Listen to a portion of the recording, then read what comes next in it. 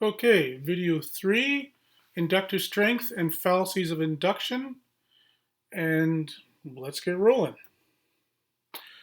First, a little bit of terminology that'll help us understand a little bit about how inductive arguments are set up. And so and this is sort of language coming out of sort of anyone who's studying statistics, this is going to be pretty old hat to you. We talk about the population, that's the entire set of what you're studying, formally defined as the complete set of possible samples. You think of every jelly bean in the jar, every bean in that jar could be part of a sample if you took out a few. And so when you say every possible sample, you're talking about everything in a study. If you're talking about all mammals, and you're going to study a small number of them, but you could, in theory, study any mammal, so the population is all mammals. On the other hand, the sample is the portion of the population actually measured or tested. And it's super important to understand that one of the very important tools that an understanding of statistics can help us do is make samples that are quite frankly quite small, right? Right now we're trying to find effective vaccines, and I got some figures in a moment for you, but it's important not to have to do hundreds of thousands of tests because that would take too long and cost too much money. We want to know it's effective on the fewest possible test results, not the most. Diversity. This is differences within a sample or within the population. So a population can have diversity. Not every member of the set is the same. A sample can have diversity. And ideally, you kind of want the diversity in the population and the diversity in the sample to be similar. You don't want to conduct a poll only by phoning people from one province to think you know everything what's going on in Canada, right? So if you have diversity in the population, you need that diversity in the sample.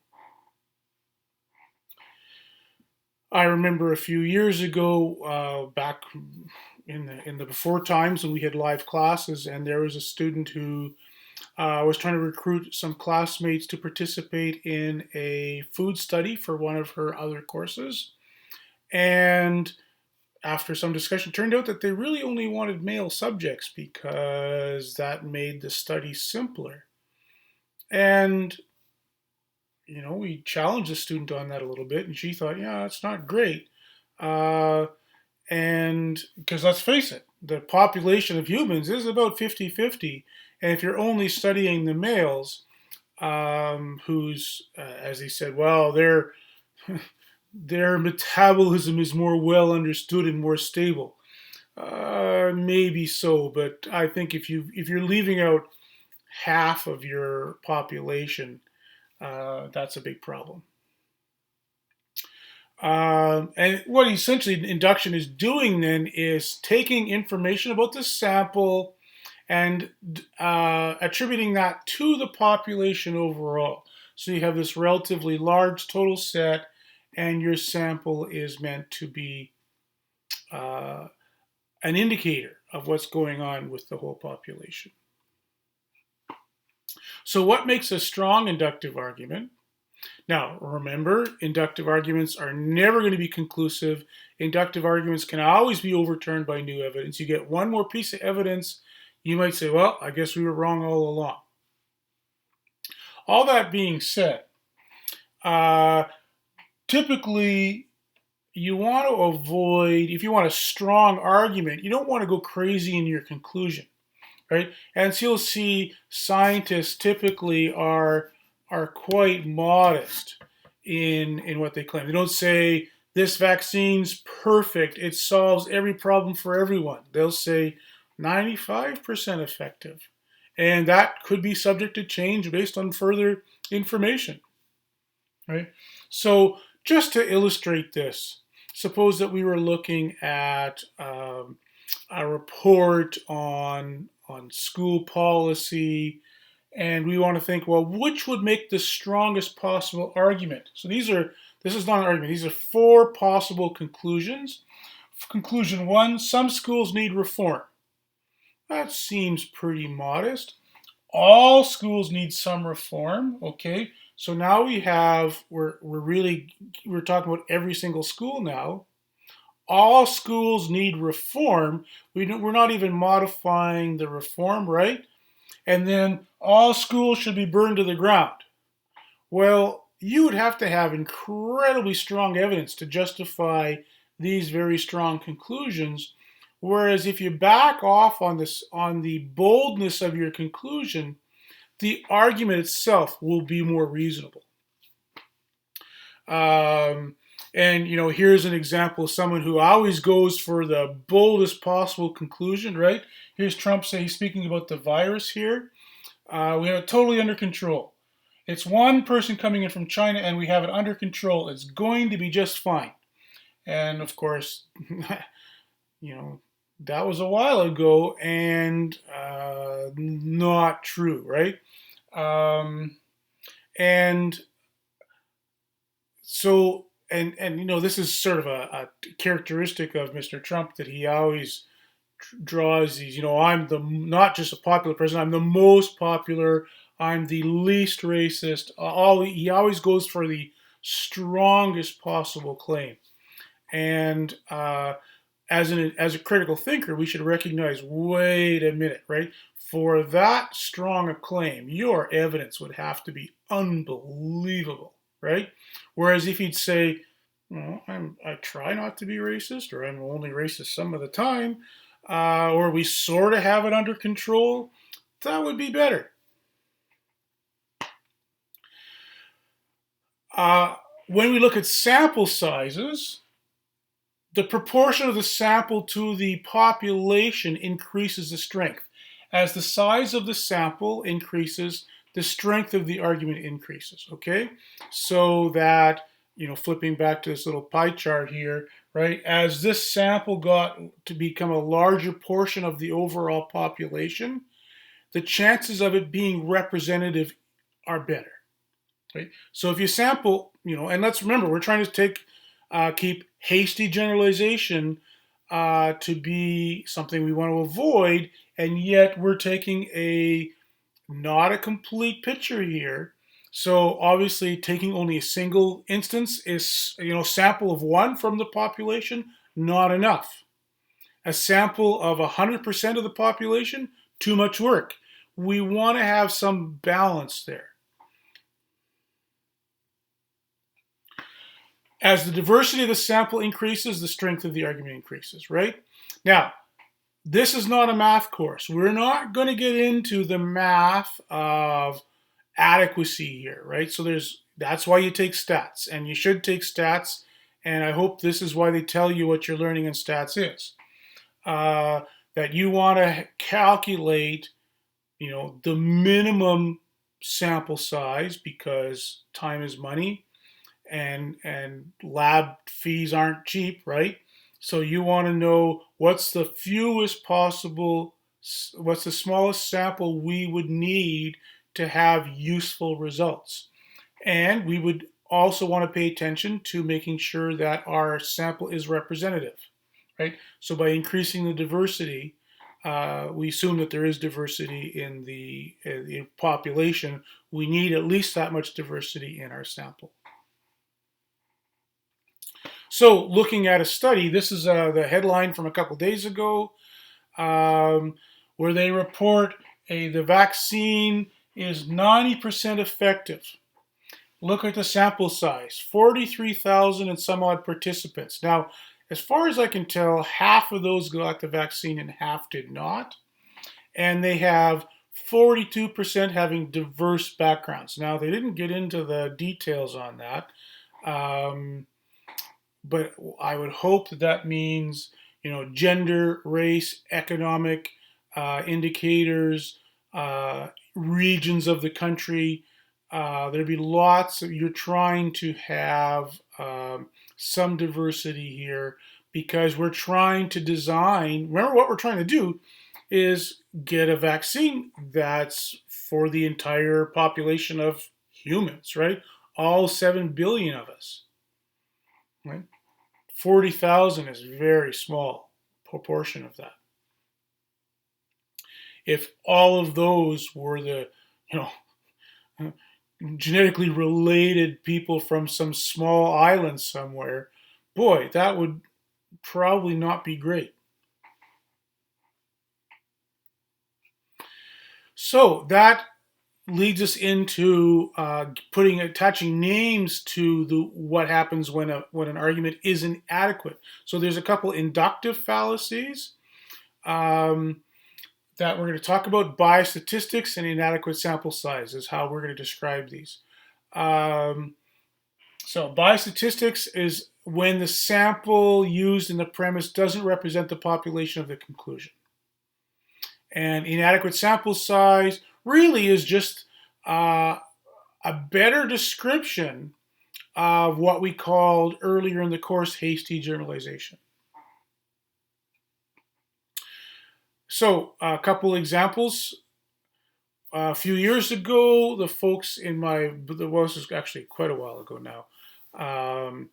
We did a online questionnaire of customers at our farmers market, and we found that 90% of those responded said that they found out about the market online. And I kid you not, one of the people around the table said, "So why the heck are we spending money on conventional print advertising?" And well, of course, what they're missing here is if you have an online questionnaire, you're probably biasing towards people that are getting information online. And what we don't know is whether that's representative of our overall customer base. If you go out and stop people at the market and say, "How many of you been to our website?" I'll bet it's a very small number. The classic bias statistics story is the one behind this headline. That's President-elect Truman holding up the headline, "Dewey defeats Truman." The Chicago Daily Tribune, on the basis of what was at that point the largest phone survey ever conducted, um, had predicted that Dewey would, who you've never heard of President Dewey because he never was. In fact, Truman won despite the polls heavily favoring Dewey. Does that sound like a familiar story? Mm-hmm. So what happened? There was a phone survey, and a couple things. One is owning a phone wasn't something in 1948 that everyone did. If you had a phone, you tended to be older in age, and you tended to have economic advantages that not everyone did, right? Um, and the survey also was conducted. It was quite a large survey, and it was done with over a period of time. Not no these surveys are always presented as if they're a snapshot, but in fact, most surveys, even in today, when you look at the website like 538, most polls are conducted over 3 or 4 nights, and there can be movement within that time. So the poll was conducted 2 weeks before the election, and there was some movement in the polls. And so Truman won despite the prediction to the contrary. If we want to avoid these errors, how would we work through these things? Well, there's a couple strategies here, and we don't need to get any numbers at all, but just to say, well, we should make sure the sample is random. We should be, when we're phoning people, we don't want to, for instance, just phone people whose names we can pronounce. So you're sitting at the desk and you're given a list of people to phone, and you say, well, I don't want to embarrass myself by mispronouncing a name, so I'm just going to use the names from the same ethnicity as me. Well, you're biasing. your results. So you should have a random sample. It should not be biased either inadvertently or deliberately. Um, and what you're hoping is that you're going to get lucky and that your sample does match your population. There's no guarantee of that, but if your sample is random, it's more likely than not. Okay? Now, a random sample needs to be quite large. So when I was looking at say in the medical journals in my doctor's office, they were quoting a study. 5,000 people with back pain were in the study. Think about the 45,000 people in the virus study. Uh, that's large. That's expensive. That's going to be, running studying back pain. You're going to need medical histories on 5,000 people. Just the cost of holding the files is going to be significant. I was from New York University. If you stratify your sample, that's when you start to try to deliberately include diversity. So you want to make sure there's no large groups that are missed, right? So you want to have men and women. You want to have tall people, short people, fat people, skinny people, white people, black people. You want to have groups and a proportion of those groups in your sample to be roughly proportional to them in the overall population. And if you take the time to stratify your sample, you can get as good a results with a smaller overall sample. Okay, so you don't need to have as many patients if you make sure that you're not leaving anyone out. You can also watch for trends. If your data is collected over time, you should watch for trends. And I haven't done the mathematical analysis myself, but I'm told that if you go back to this data and you time lapse it out day by day over the 2 weeks that survey was conducted, you would actually get a prediction that Truman would win. And if anyone's in stats, that's an exercise sometimes that a professor will take their students through. So what happened in the polls in 2016 and 2020, which famously were not all that correct. Various pollsters will argue that they were within the margin of error,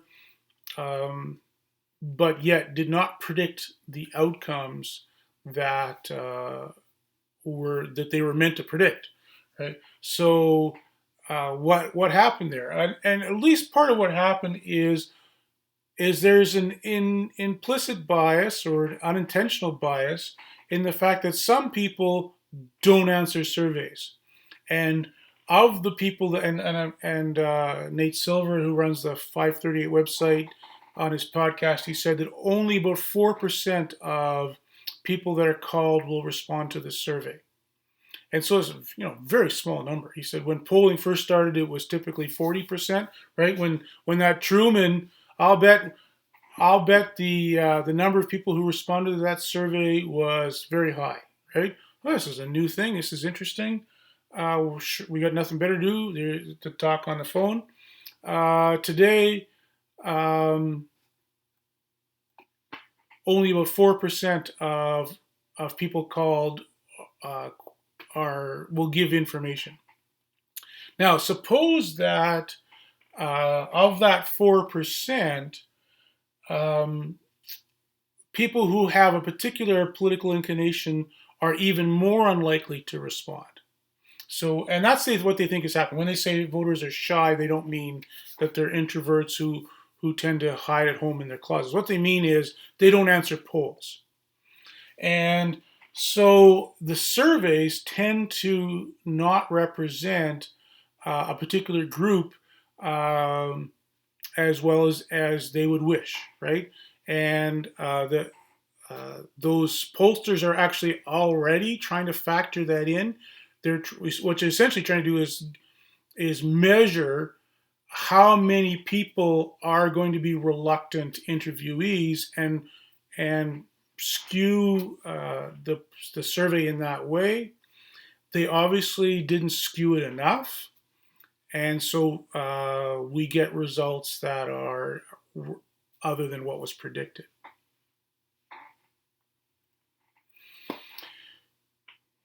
Inadequate sample size. We saw a lot of this, especially early on in COVID-19 when the total number of cases was quite small.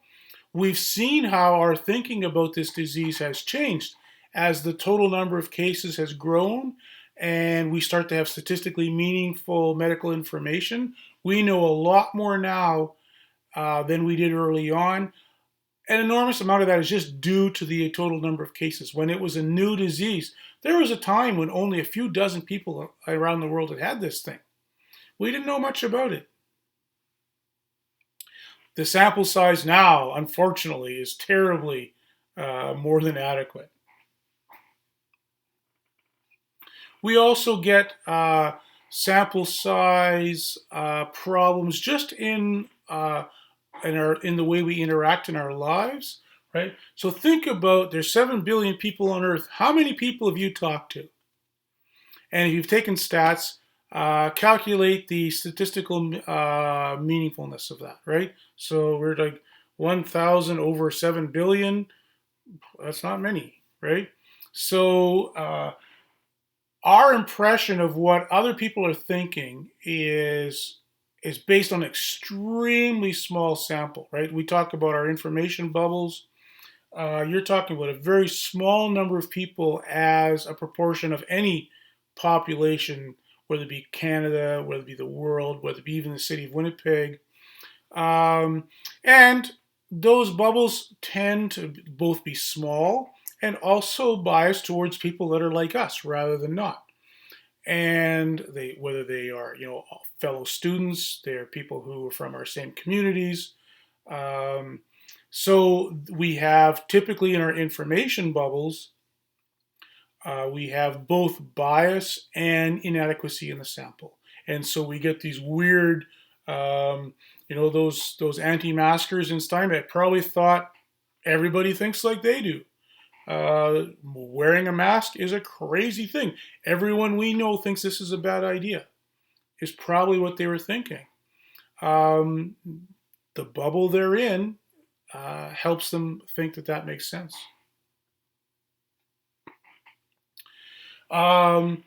This was an interesting paper that I read back in the spring, sample sizes in COVID-19 research. And this gentleman, this is Canadian Medical Association Journal, unacceptable quality of the sample size calculations of these trials. So he basically said none of the studies that were available on April 27th had adequate, enough participants or subjects in their trials. And so he thought all of the medical advice given at that time was pretty much useless. Some of it was useless.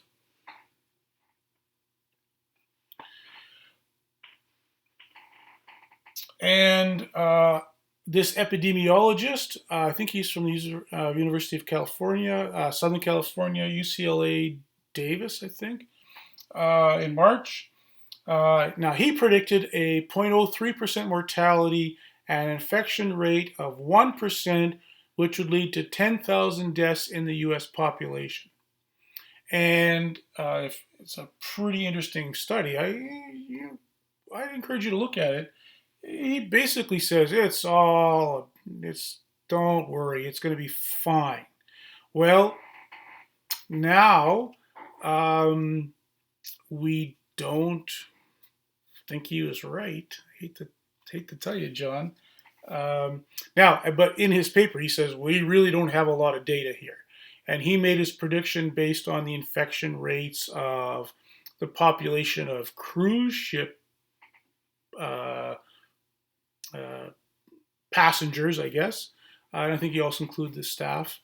And he said, well, based on that, he thought he knew how infectious it was and how many people had been exposed and so on. And so he was definitely on the don't panic, everything's going to be fine camp on COVID. And, think about it. Even a few weeks ago, here in Manitoba, we would have thought, yeah, maybe he's not so wrong. Today, as I'm speaking, November 18th, I think it is. Boy, right? These numbers now are going to be, he's way low. He's probably a factor of 10 low. And and probably super low on infection rate too, right? Turns out that this disease is way more infectious than was predicted early on. So that is inductive strength. You want to avoid inadequate sample. You want to avoid bias through ensuring diversity as you draw conclusions. So if you're trying to determine what other people around you think, make sure you're asking people that aren't like you. If you're trying to study medicine, make sure you study subjects from different backgrounds, different ethnicities. If you're trying to prove a vaccine is safe, make sure you test lots of people from lots of different places. That's it. Have a great day.